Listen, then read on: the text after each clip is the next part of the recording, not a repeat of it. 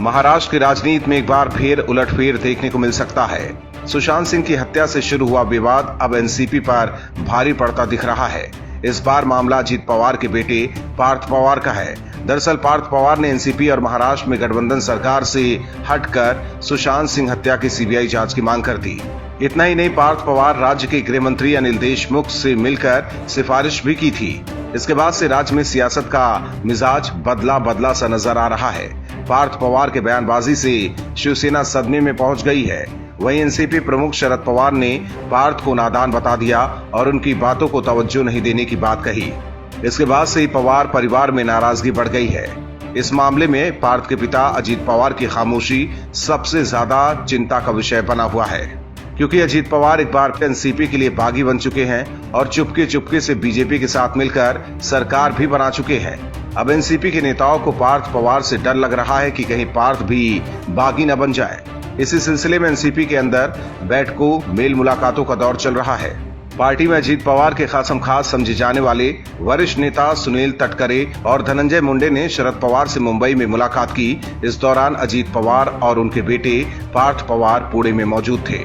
तटकरे और मुंडे की शरद पवार से हुई मुलाकात को राजनीतिक सर्कल में काफी महत्व दिया जा रहा है। राजनीतिक जानकारों का कहना है कि अजीत पवार ने भले ही खुद इस मामले में मौन साध रखा है, लेकिन उनके दो करीबी लोगों ने अजीत पवार और पार्थ पवार की भावनाओं से शरद पवार को अवगत कराया है। वहीं मामले को लेकर शरद पवार की बेटी सुप्रिया सुले ने कहा कि शरद पवार के बयान को लेकर पार्टी और परिवार में कोई नाराज नहीं है, सब अपना अपना काम कर रहे हैं। हालांकि मामला अभी यहीं शांत नहीं हुआ।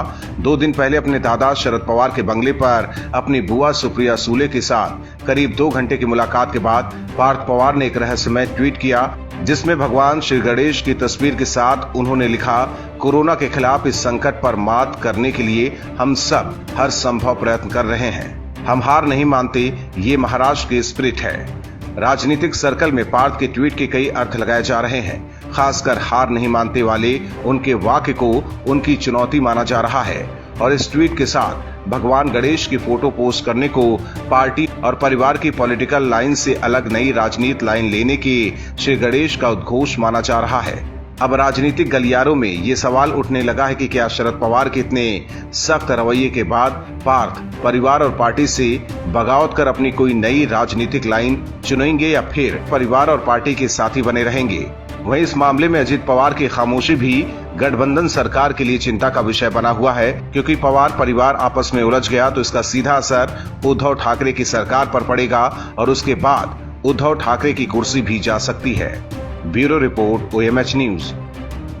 और भी वीडियोस देखने के लिए चैनल को सब्सक्राइब करें और बेल आइकन को दबाएं।